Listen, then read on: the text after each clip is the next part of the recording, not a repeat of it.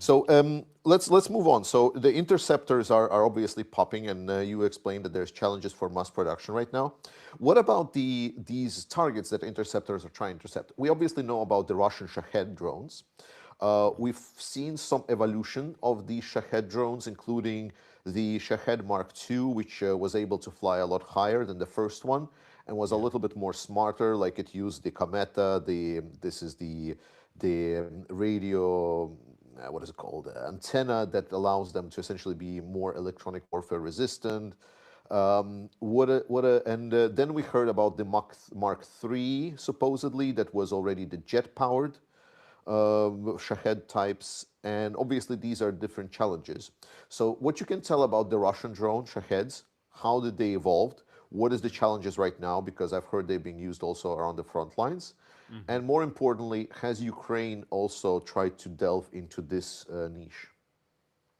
Yeah, yeah, they are. The Ukraine has multiple. There's so many different versions of this type of drone that Ukraine has, but they are. I would argue they are behind Russia, not just in terms of production, but in the development of the Shahed. It was very rudimentary to begin with. It is no longer a rudimentary drone by any means.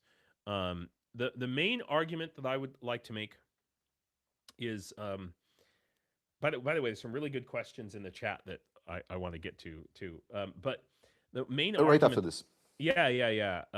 But the main argument I would make is one thing that Ukraine has an amazingly good internet and cellular infrastructure for the size of country that it is, and the wealth of this country. It's freaking amazing.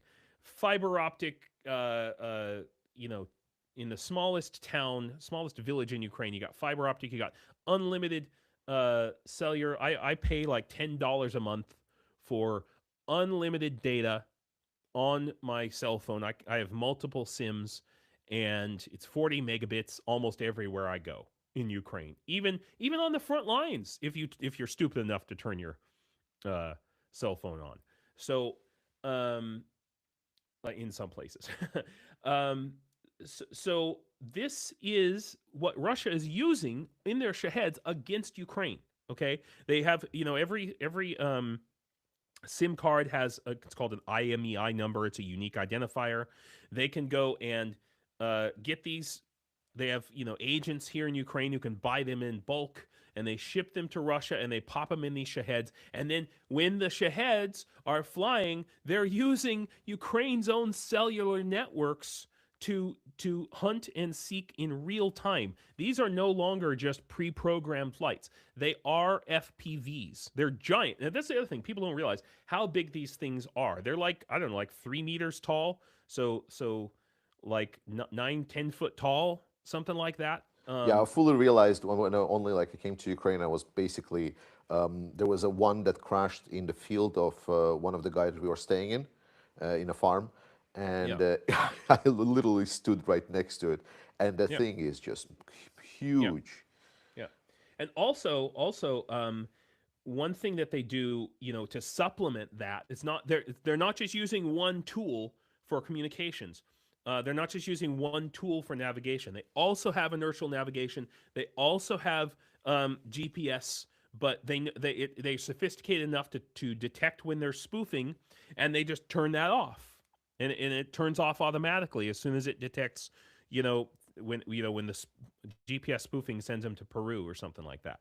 Um, I would like to insert here like one of the questions from the chat is: does not this make them more expensive and more difficult to produce? Sure, absolutely. When you're manufacturing at scale, naturally your costs go down the more you manufacture. So yes, it was expensive, but the prices are going down. It's the cycle of time. They come up with a new technology, it raises the price, and then it comes down as they manufacture more. And this is why Ukraine hitting that plant, that manufacturing plant, is so incredibly important. So incredibly important. At the same time, Ukraine's version of long range drones, um, all the various ones now, there's so many, they face a challenge because Russia doesn't have the kind of widespread, dense cellular and internet infrastructure that Ukraine does.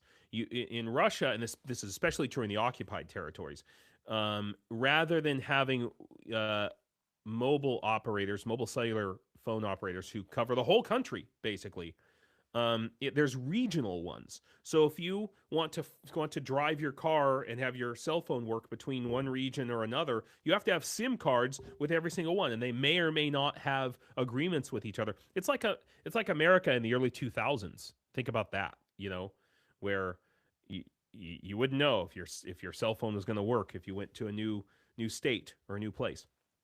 It's very much like that. So Ukrainian drones face a challenge there on Russian territory, essentially.